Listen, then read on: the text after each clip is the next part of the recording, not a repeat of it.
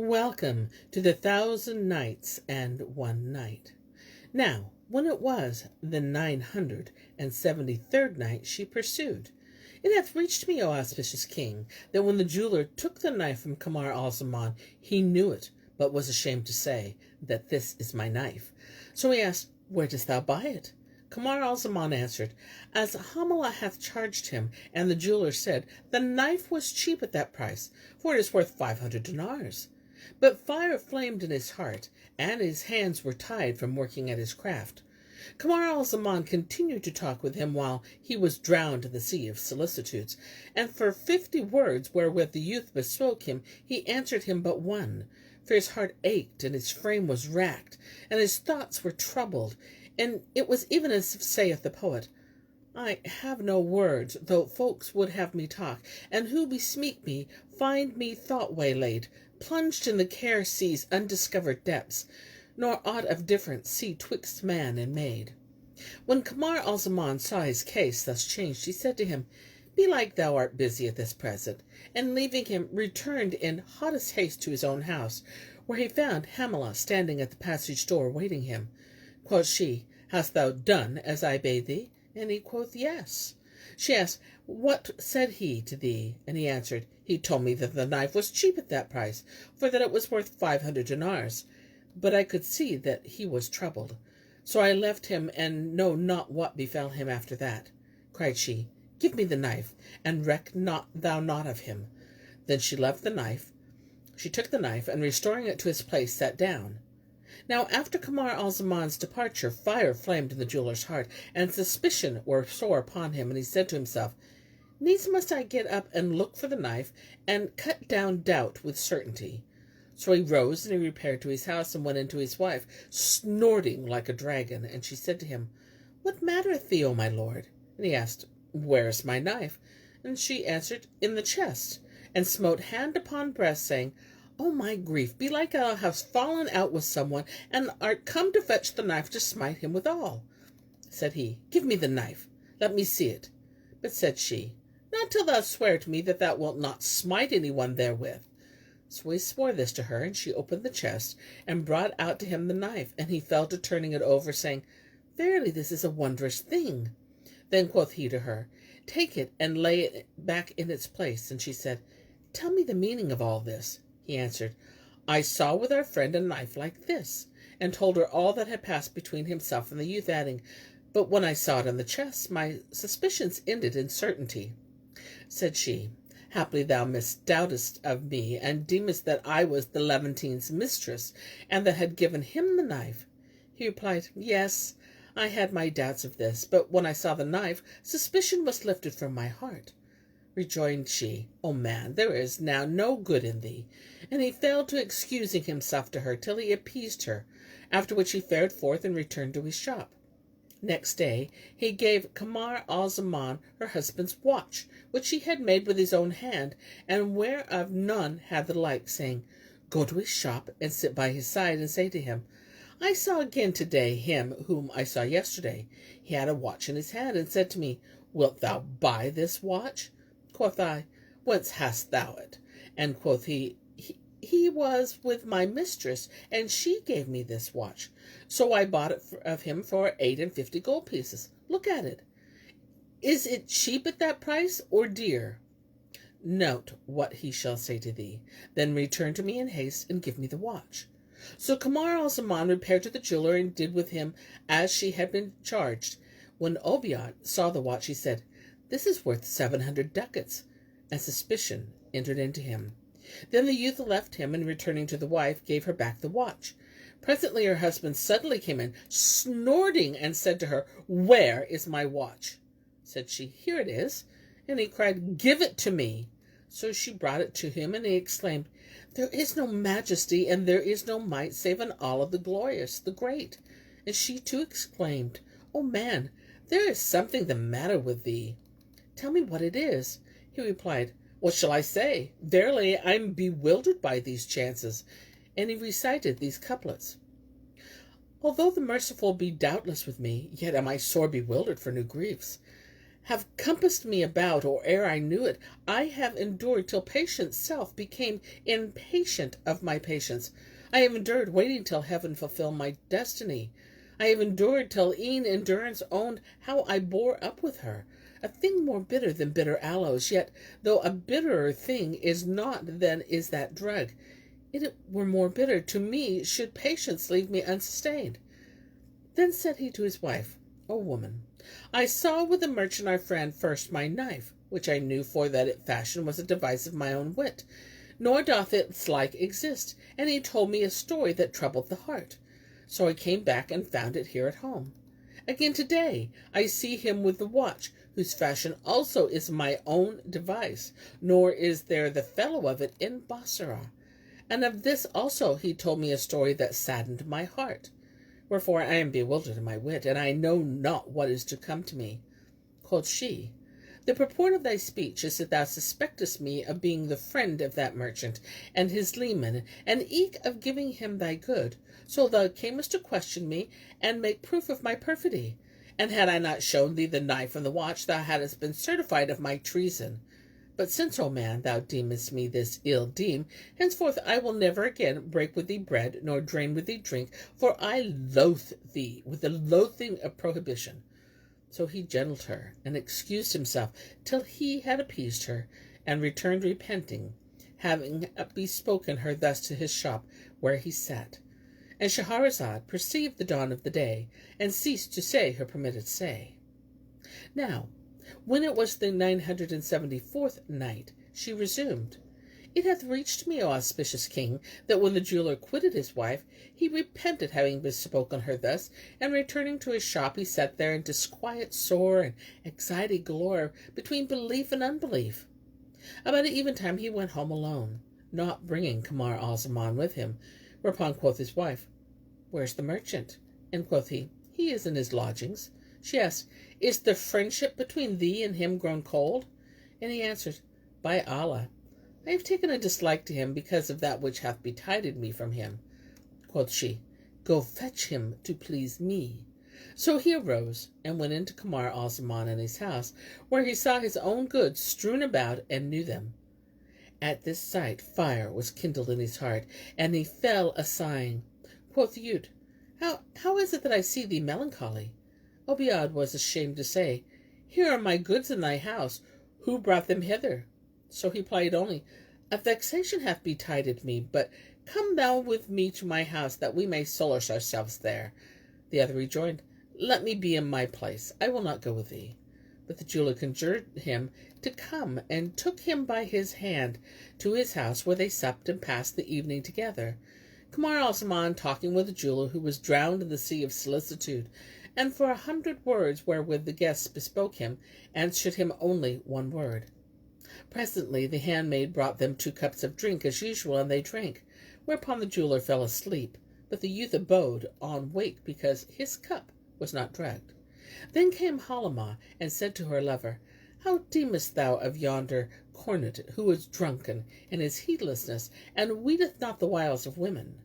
There's no help for it but that I cozen him into divorcing me. Tomorrow I will disguise myself as a slave girl, and walk after thee to his shop, where do thou say to him, O master, I went today into the Khan of Al-Yashira, where I saw this damsel, and bought her for 1,000 dinars.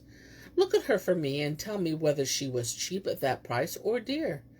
Then uncover to him my face and breasts, and show all of him to me. After which, do thou carry me back to thy house, whence I will go to my chamber by the secret passage, so I may see the issue of our affair with him. Then the twain passed the night in mirth and merriment, converse and good cheer, dalliance and delight till dawn, when she returned to her own place, and sent the handmaid to arouse her lawful lord and her lover. Accordingly they arose and prayed the dawn prayer, and brake their fast and drank coffee, after which Obiad repaired to his shop, and Kamar Al-Zaman betook himself to his own house. Presently in came Halimah to him by the tunnel in the guise of a slave girl, and indeed she was by birth a slave girl. Then he went out, and she walked behind him till he came to the jeweller's shop, and saluting him sat down and said, O master, I went into the Khan of Al-Yashya today, and looked about me, and saw this damsel in the broker's hands. She pleased me, so I bought her for 1,000 dinars, and I would have thee look upon her, and see if she be cheap at that price or no. So saying, he uncovered her face, and the jeweler saw her to be his own wife, clad in her costliest clothes, tricked out in her finest trinkets, and kohled and henna'd, even as she was wont to adorn herself before him in the house. He knew with full knowledge her face and dress, and trinkets for those he had wrought with his own hand, and he saw on her fingers the seal rings he had newly made for Kamar Al-Zaman, whereby he was certified with entire assurance that she was indeed his very wife. So he asked her, What is thy name, O slave girl? And she answered, Halimah, naming to him her own name. Whereat he was amazed, and said to the youth, For how much didst thou buy her? He replied, For 1,000 dinars.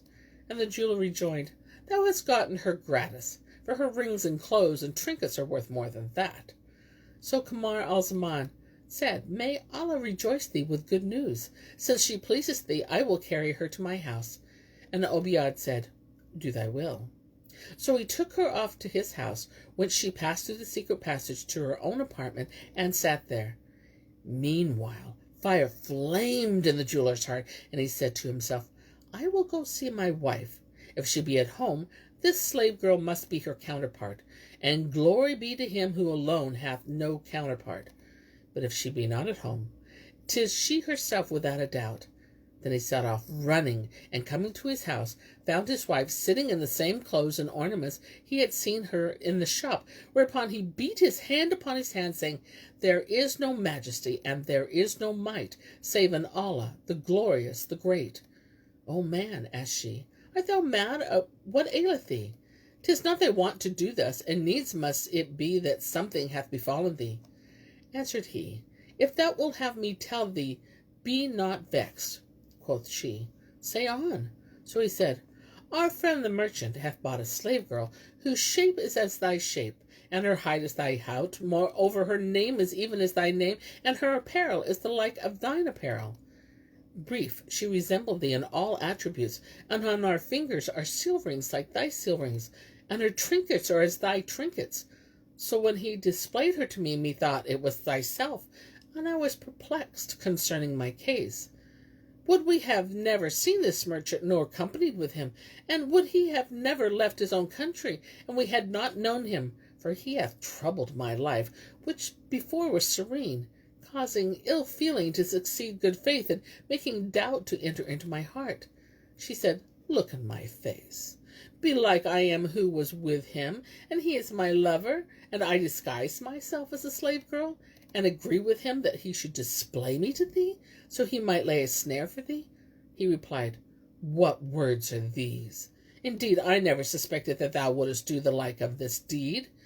Now, this jeweler was unversed in the wiles of women, and knew not how they deal with men, nor had he heard the saying of him who said, A hart bore thee off in the chase of the fair, as fled youth and came age why his hoary hair.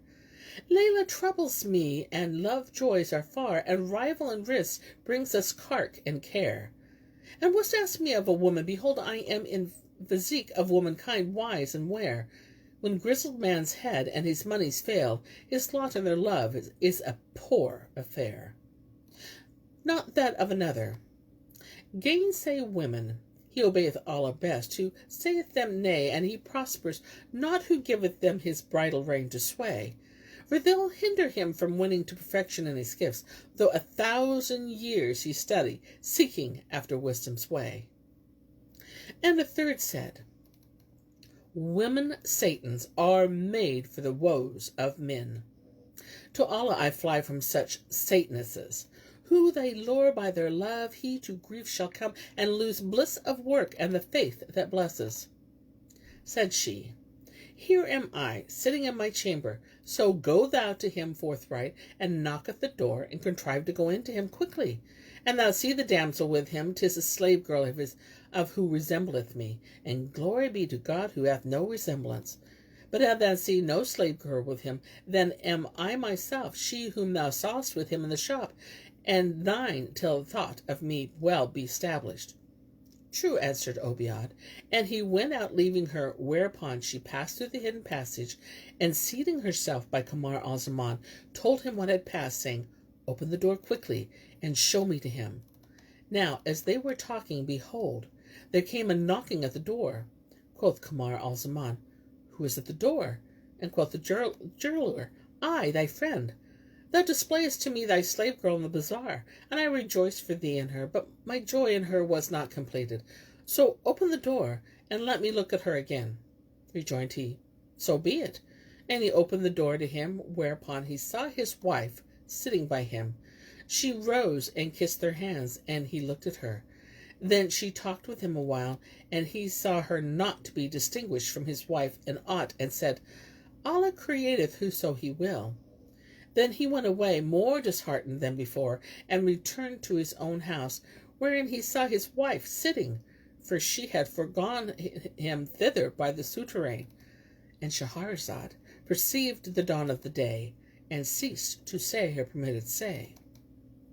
Now, when it was the 975th night, she said, It hath reached me, O auspicious king, that the young lady forewent her spouse by the souterrain as he fared through the door and sat down in his upper chambers. So as soon as he entered, she asked him, What hast thou seen? And he answered, I found her with her master, and she resembleth thee. Then said she, Off to thy shop, and let this suffice thee of ignoble suspicion, and never again deem ill of me. Said he, So be it. Accord my pardon for what is past. And she said, Allah grant thee grace. Whereupon he kissed her right and left, and went back to his shop. Then she again betook herself to Kamar Al-Zaman through the underground passage with 4 bags of money, and said to him, Equip thyself at once for the road, and be ready to carry off the money without delay, against I devise for thee this device I have in mind. So he went out and purchased mules, and loaded them, and made ready a travelling litter. He also bought Mamelukes and eunuchs, and sending without let or hindrance the whole without the city, returned to Halimah, and said to her, I have made an end of my affairs. Quoth she, And I on my side am ready, for I have transported to thy house all the rest of his monies and treasures, and have left him not little nor much, whereof he may avail himself. All this is of my love for thee, O dearling of my heart, for I would sacrifice my husband to thee 1,000 times. But now it behoveth thou go to him, and farewell him, saying, I propose to depart after 3 days, and am come to bid thee adieu. So do thou reckon what I owe thee for the hire of the house, that I may send it to thee, and acquit my conscience. Note his reply, and return to me and tell me, for I can no more. I have done my best, by cozening him to anger him with him and cause him to put me away. But I find him none the less infatuated with me. So nothing will serve us but to depart to thine own country. And quoth he, O rare, and but swevens prove true. Then he went to the jeweller's shop, and sitting down by him, said to him, O master, I set out for home in 3 days' time, and am come to farewell thee. So I would have thee reckon what I owe thee for the hire of the house, that I may pay to thee and acquit my conscience. Answered Obiad, What talk is this? Verily 'tis I who am indebted to thee. By Allah, I will take nothing for thee for the rent of the house, for thou hast brought down blessings upon it. However, thou desolatest me by thy departure, and but that is forbidden to me, I would certainly oppose thee, and hinder thee from returning to thy country and kinsfolk. Then he took leave of him, whilst they both wept with sore weeping, and the jeweller went with him. And when they entered Kamar Al-Zaman's house, there they found Halimah, who stood before them and served them. But when Obiad returned home, he found her sitting there, nor did he cease to see her thus at each house in turn for the space of 3 days, when she said to Kamar Al-Zaman, Now have I transported to thee all that he hath of monies and hoards and carpets and things of price, and there remaineth with him naught save the slave girl who used to come in to you with the night drink. But I cannot part with her, for that she is my kinswoman, and she is dearer to me as confidant. So I will beat her and be wroth with her, and when my spouse cometh home, I will say to him, I can no longer put up with the slave girl, nor stay in the house with her, so take her and sell her. Accordingly, he will sell her, and do thou buy her, that we may carry her with us. Answered he, No harm in that. So she beat the girl, and when the jeweler came in, he found her weeping, and asked her why she wept. Quoth she, My mistress hath beaten me. He then went in to his wife, and said to her, What hath thou accused girl done, that thou hast beaten her? She replied, O man, I have but one word to say to thee, and 'tis that I can no longer bear the sight of this girl. So take her and sell her, or else divorce me. Quoth he, I will sell her, that I may not cross thee in aught. And when he went out to go to the shop, he took her and passed with her by Kamar Al-Zaman. No sooner had he gone out than his wife slipped through the underground passage to Kamar Al-Zaman, who placed her in the litter before the sheikh her husband reached him. When the jeweler came up, and the lover saw the slave girl with him, he asked him, What girl is this? And the other answered, 'Tis my slave girl, who used to serve us with the night drink. She hath disobeyed her mistress, who is wroth with her, and hath bidden me sell her. Quoth the youth, And her mistress have taken an aversion to her. There is no abiding with her, but sell her to me, that I may smell your scent in her, and I will make her handmaid to my slave Halimah. Good, answered Obiad, take her. Asked Kamar Al-Zaman, What is her price? But the jeweler said, I will take nothing from thee, for thou hast been bountiful to us. So he accepted her from him, and said to Halimah, Kiss thy lord's hand. Accordingly she came out from the litter, and kissing Obiad's hand, remounted whilst he looked hard at her. Then said Kamar Al-Zaman, I commend thee to Allah, O Master Obiad. Acquit thy conscience of responsibility. Answered the jeweler, Allah acquit thee, and carry thee safe to thy family. Then he bade him farewell, and went to his shop, weeping, and indeed it was grievous to him to part from Kamar Al-Zaman, for that he had been a friend, and friendship hath its debtorship. Yet he rejoiced in the dispelling of the doubts which had befallen him anent his wife, since the young man was now gone, and his suspicions had not been established. Such was his case. But as regards Kamar Al-Zaman, the young lady said to him, An thou wish for safety, travel with me by other than the wonted way. And Shahrazad perceived the dawn of the day, and ceased to say her permitted say. And so do I cease my telling of this tale for today, till it be morrow.